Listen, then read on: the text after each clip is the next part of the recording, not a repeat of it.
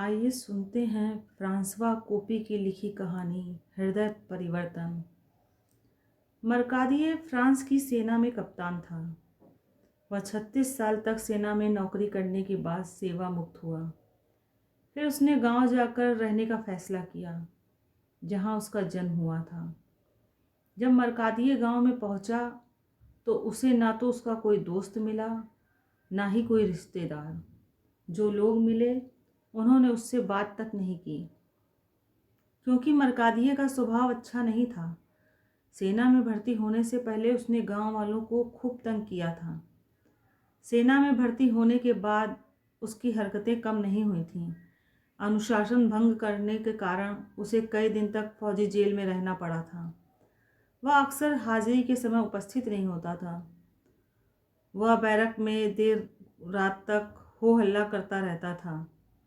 इसीलिए कई बार उसका पद घटा दिया गया, लेकिन कई लड़ाइयों में बहादुरी दिखाने के कारण वह अंत में कप्तान हो गया था। सेवा मुक्त होने के बाद उसे करीब 2000 फ्रैंक ग्रेजुटी में मिले तथा 200 फ्रैंक इनाम के तौर पर। उसे हर 3 महीने के बाद पेंशन भी मिला करती थी, पर इतने धन से उसका केवल गुजारा ही चल पाता था, क्योंकि वह बहुत फिजूल खर्ची करता था। उसे महंगा भोजन करने की आदत थी। उसने गांव में एक कमरा किराए पर लिया था, पर वह अपना अधिकतर समय गांव के एक होटल में बिताता था। वह सारा दिन उस होटल में बैठा सिगरेट और शराब पीता और जुआ खेलता रहता। वह होटल के बैरों को लड़ाई के दौरान के किस्से सुनाया करता। होटल के सब बैरे उसमें रुचि लेने लगे थे। मरकादिये भी उस होटल को अपने घर जैसा समझने लगा था। उस दिन सोमवार था। जब मरकादिये होटल गया तो वहाँ बहुत भीड़ थी। सब कुर्सियाँ भरी हुई थीं। बैठने के लिए कोई स्थान नहीं बचा था। यह देखकर वह अपने कमरे में चला गया। अगले सोमवार को भी मरकादिये यह सोचकर होटल नहीं गया कि वहाँ बहुत भीड़ होगी। वह अपने कमरे के बाहर एक चबूतरे पर बैठ गया। तभी उसने देखा कि 9-10 साल की एक लड़की बतखों के एक झुंड को डंडे से हाँक कर ले जा रही है। उस लड़की की एक टांग लकड़ी की थी। मरकादिये दिल का बड़ा कठोर था। उस दिन से पहले वह कभी भावुक नहीं हुआ था। जब भी कोई भिखारी उसके पास आता था तो वह उसे डांट कर भगा देता था, पर उस लड़की को देखकर उसका हृदय पसीज गया। उस लड़की की हालत देखकर उसे उस पर दया आने लगी। वह बहुत भावुक हो उठा। जैसे ही बतखें अपने बाड़े को पहचान कर उसमें घुसने लगीं और वह लड़की भी उनके पीछे पीछे बढ़ी, मरकादिये ने उसे आवाज़ देकर अपने पास बुलाया। वह हिचकिचाती हुई उसके पास आई। मरकादिये ने उससे पूछा, तुम्हारा नाम क्या है बेटी? साहब, मेरा नाम पियरे है। वह मरकादिये की तरफ देखती हुई धीरे से बोली। क्या तुम यहीं आसपास रहती हो? मरकादिये ने पूछा। हाँ साहब, आपके पड़ोस में ही रहती हूँ, वह बोली। पर मैंने तो तुम्हें पहले कभी नहीं देखा, मरकादिये बोला। साहब, आपने मुझे देखा है, मैं भी आपको जानती हूँ। मैं आपके कमरे की सीढ़ियों के नीचे ही सोती हूँ, और जब शाम को आप कमरे में लौटते हैं तो मुझे उठाकर दूसरी जगह भेज देते हैं, वह बोली। अच्छा, आगे से मैं ध्यान रखूँगा, मरकादिये हैरान होकर बोला। फिर उसने पूछा, क्या तुम्हारी माँ इन बतखों को पालती है? नहीं साहब, मेरी माँ नहीं है, मैं तो अनाथालय से आई हूँ और यहाँ नौकरी करती हूँ, वह बोली। पर ये लोग तुम्हें कितनी तनख्वाह देते हैं? मरकादिये ने पूछा। तनख्वाह नहीं साहब, सिर्फ खाने को भोजन और सोने को सीढ़ियों के नीचे की जगह, वह बोली।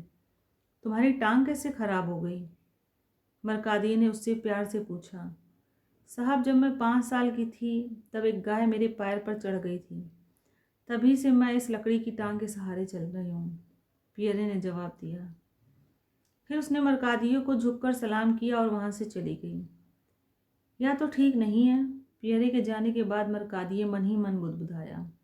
मैं सिगरेट, शराब और जुए में कितना धन बिगाड़ देता हूँ, जबकि पियरे जैसे सैकड़ों अनाथ बच्चे अनेक मुसीबतें झेलते हुए अपना जीवन बिता रहे हैं। यह सोचते हुए वह होटल की तरफ चल दिया। होटल की भीड़ में उसका मन नहीं लगा।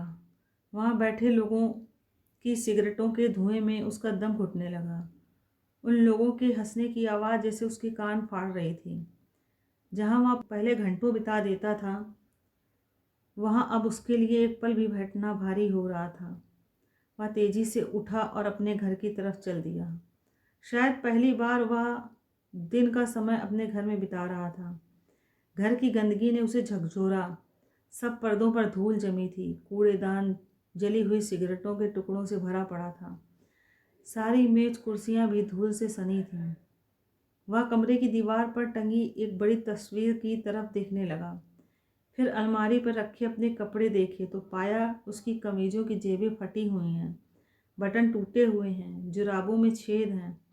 मुझे वास्तव में एक नौकर की ज़रूरत है, वह अपने आप से बोला। तभी उसे पियरे का ध्यान आया। मैं पियरे को नौकरी पर रख लेता हूँ, वह सोचने लगा। वह मेरे कमरे की सफाई कर दिया करेगी, मेरे कपड़े धो दिया करेगी। मैं उसके लिए बगल वाला कमरा किराए पर ले लूँगा। सर्दियाँ आ रही हैं, वह सीढ़ियों की नीचे वाली जगह पर सोएगी तो बीमार पड़ जाएगी। तभी मरकादिये का ध्यान आया कि उसकी पेंशन मिलने में अभी देर है। वह पिछले 3 महीनों की पेंशन लेकर खर्च कर चुका है। फिर उसे होटल का बिल भी चुकाना है। मैं पेरे को तनख्वाह कहाँ से दूंगा? मरकादिये ने सोचा। ये होटल वाले मुझे लूट रहे हैं, वह गुस्से में बुदबुदाया। मैं वहाँ बहुत खर्च कर देता हूँ। वहाँ के जुआरी ताश खेलने में कुशल हैं। वे मुझे हरा देते हैं। मुझे उनकी शराब आदि का खर्च भी उठाना पड़ता है। यदि पियरे मेरा भोजन भी बना दिया करे तो मैं होटल जाना भी छोड़ दूंगा, उसने सोचा। फिर उसने पियरे को नौकरी पर रख लिया। उसने पियरे के लिए एक जोड़ी कपड़े भी खरीद दिए। अब मैं अपना सिगरेट और शराब का खर्च कम कर दूंगा, मरकादिये ने फैसला किया, और जुआ भी नहीं खेला करूंगा। मरकादिये अपने में परिवर्तन लाने लगा। उसने सिगरेट और शराब पीना बहुत कम कर दिया। जुआ खेलना तो बिल्कुल ही बंद कर दिया। अब वह महंगा भोजन भी नहीं करता था। वह हर तरह से अपना खर्च कम करने लगा। मरकादिये के होटल के साथी उसे डरपोक और लालची कहने लगे, पर वह उनकी बातों की परवाह नहीं करता था। उसे तो बस एक ही चिंता थी कि अपना खर्च कम करके किसी तरह पियरे के लिए सुख सुविधाएं जुटाए। वह पियरे की खुशी में ही अपनी खुशी समझने लगा। पियरे भी बहुत उत्साह से मरकादिये का सारा काम करती थी। अब मरकादिये का कमरा बड़ा साफ सुथरा दिखाई देता था और उसमें सब चीज़ें करीने से लगी होती थीं। अब मेज कुर्सियों पर धूल भी दिखाई नहीं देती थी। खिड़कियों के शीशे चमक रहे थे। मरकादिये को अपना कमरा नया लगने लगा था। पियरे मरकादिये के लिए भोजन भी बनाने लगी। यह देख कर मरकादिये बहुत खुश हुआ। उसने रसोई घर के लिए ज़रूरी सामान भी खरीद कर पियरे को दे दिए। मरकादिये को पहली बार ऐसा लगा जैसे वह घर में रह रहा है। मरकादिये धीरे धीरे अपने सारे ऐप छोड़ता जा रहा था। अब उसे कोई जुआ खेलने को कहता तो वह गुस्सा हो जाता। उसने धीरे से होटल जाना भी छोड़ दिया। अब वह ज़्यादातर घर में ही रहता। वास्तव में उसे पियरे से बहुत लगाव हो गया था। एक दिन जब पियरे ने उसे साहब कहा तो वह उसे बीच में ही रोक कर बोला, तुम मुझे साहब मत कहा करो। फिर उसने पियरे को अपने पास बैठाकर प्यार से उसका माथा चूमा। वह उसे नौकरानी न मानकर बेटी के समान समझने लगा था।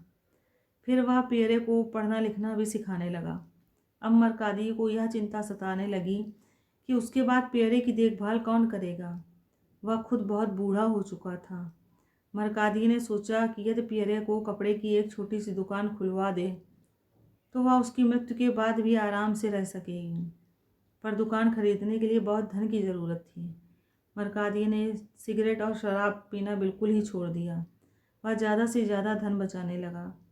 वह तब तक धन बचाता रहा जब तक उसके पास पियरे के लिए दुकान खरीदने लायक धन इकट्ठा नहीं हो गया। इसके बाद जब कभी मरकादिये अपनी इस मुंह बोली बेटी के साथ बगीचे में टहलने जाता तो लोग उन दोनों को देखकर कहते, इस बूढ़े सैनिक ने पियरे जैसी अनाथ बच्ची का जीवन खुशियों से भर दिया है। अब यह सारी जिंदगी आराम से रह सकेगी। जब मरकादिये यह बात सुनता तो उसकी आंखों में खुशी के आंसू छलक जाते।